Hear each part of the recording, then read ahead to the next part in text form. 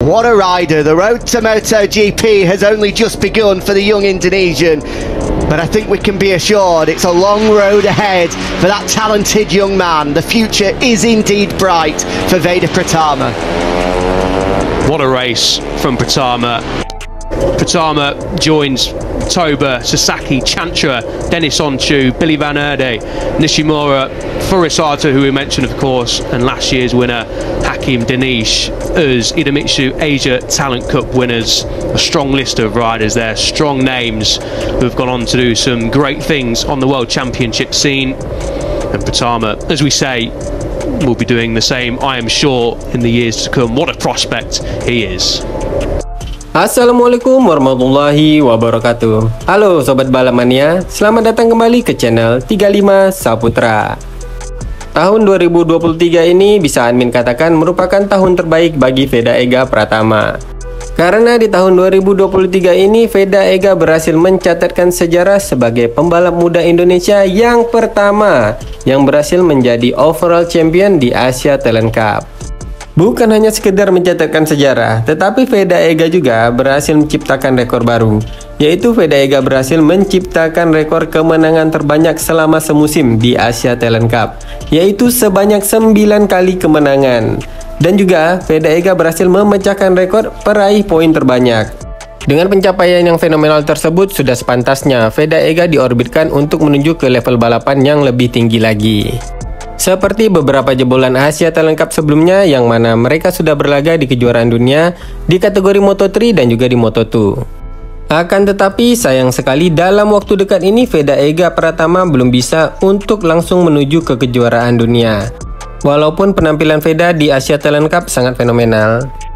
Ini karena FIM dan Dorna melakukan revisi terkait batas usia bagi pembalap yang akan memulai karirnya di kejuaraan balap motor di bawah naungan FIM dan Dorna. And still so young as well is Veda Pratama. There's such a huge road ahead of him. 14 years of age. He's actually too young to be able to move up into the junior GP category next year, which is often the case.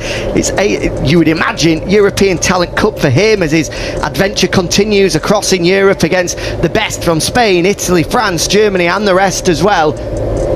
And you'd have to say he's definitely got what it takes to take the fight to them. 14 years of age. Pada saat Veda Ega meraih gelar Overall Champion Asia Talent Cup tahun 2023, saat itu usianya masih 14 tahun. Karena Veda Ega kelahiran 23 November 2008. Sedangkan Veda berhasil mengukuhkan namanya sebagai juara Asia Talent Cup pada saat gelaran Asia Talent Cup seri kelima di sirkuit Sepang, Malaysia pada tanggal 12 November 2023. I mean, it's going to be another 4 or 5 years before he's even old enough to be able to get into the Grand Prix paddock full time. So much development ahead of him. Future definitely is bright. Yeah, he's this quick now. Imagine another 4 years under his belt before he gets to the World Championship. As we said. Kalau Sobat Mania perhatikan, ada hal yang menarik pada saat seri terakhir Asia Talent Cup yang diselenggarakan di sirkuit Lusail, Qatar. Tetapi bukan hal yang menarik di dalam sirkuit ya Sob. Tetapi ini pada saat Veda Ega berada di Parc Ferme. Di mana pada saat itu terpantau beberapa orang staf atau kru dari tim KTM.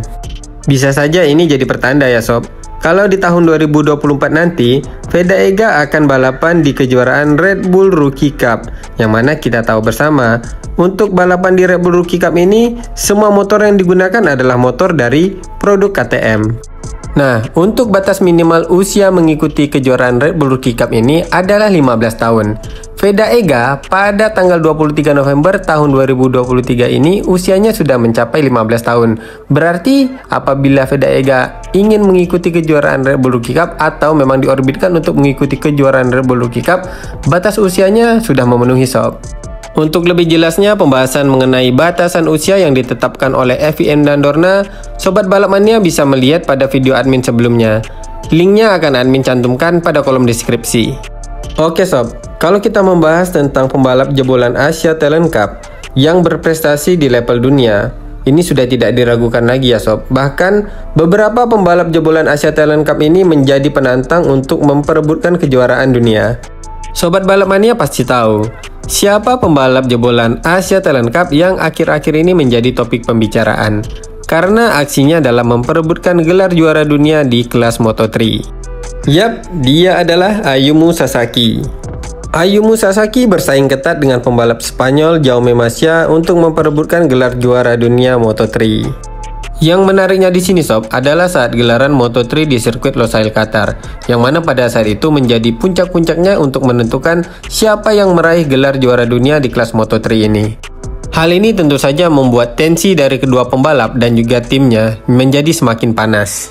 Dari sinilah kemudian timbul drama yang kalau admin bilang agak sedikit tidak terpuji ya sob. Karena pada saat itu, Jaume Masia tertangkap melakukan aksi yang sengaja membuat Ayumu Sasaki melebar. Bagaimana menurut Sobat Balap Mania? Apakah ini termasuk dalam aksi block pass yang biasa atau aksi yang disengaja? Bahkan, hal ini bukan hanya sekali saja dilakukan Jaume Masia terhadap Ayumu Sasaki. Yang lucunya lagi, aksi Jaume Masia ini tidak mendapatkan penalti ataupun teguran. Apa ini karena Ayumu Sasaki pembalap dari Asia ya sob? Jadinya Jaume Masia tidak mendapatkan teguran ataupun penalti. Hal yang dilakukan oleh Jaume Masia tentu saja sangat merugikan Ayumu Sasaki, sehingga Ayumu Sasaki harus merelakan gelar juara dunia direbut oleh Jaume Masia. Akan tetapi dengan kejadian ini banyak sekali Sobat Balap Mania yang menghujat aksi dari Jaume Masia. Bahkan legenda MotoGP yaitu Mick Doohan pun memberikan komentarnya. Secara tidak langsung Mick Doohan mengatakan ia terkejut kenapa Jaume Masia tidak mendapatkan penalti. Lebih lanjut ia mengatakan balapan memang keras tetapi harus adil. Bahkan Mick Doohan berani mengatakan sang pemenang dalam tanda kutip Jaume Masia ya sob tidak menang karena bakatnya. Di akhir komentar Mick Doohan memberikan pujian kepada Ayumu Sasaki atas penampilannya yang mengesankan. Nah sob, berkaca dari kejadian Ayumu Sasaki ini, apabila nantinya Vega sampai di kejuaraan balap dunia, atau mungkin terlebih dahulu Vega di kejuaraan balap Eropa ya sob. Nah, penting bagi Vega untuk bisa menyesuaikan level mentalitasnya. Seperti kata Mick Doohan, balapan itu keras tetapi harus adil. Tapi kalau admin lihat ya, selama Vega mengikuti Asia Talent Cup di musim 2023 ini, level mental tarungnya ini sudah sangat mumpuni. Dari 9 kali kemenangan yang Vega raih selama musim Asia Talent Cup 2023, beberapa di antaranya Vega raih dengan cara yang fenomenal. Vega terlihat tidak takut untuk mengambil resiko apabila itu memang diperlukan. Tapi tentu saja ini masih di level Asia. Jadi harapan admin setidaknya di tahun 2024, Vega bisa mendapatkan jam terbang di kejuaraan balap Red Bull Rookie Cup ataupun European Talent Cup. Dan semoga Vega bisa menyesuaikan level mental tarungnya di kejuaraan balap Eropa. Oke sob, sekian dulu video kali ini. Semoga informasi ini bermanfaat untuk sobat-sobat balap mania. Apabila ada salah-salah kata, admin mohon maaf. Akhir kata saya ucapkan Assalamualaikum warahmatullahi wabarakatuh. Salam balap mania.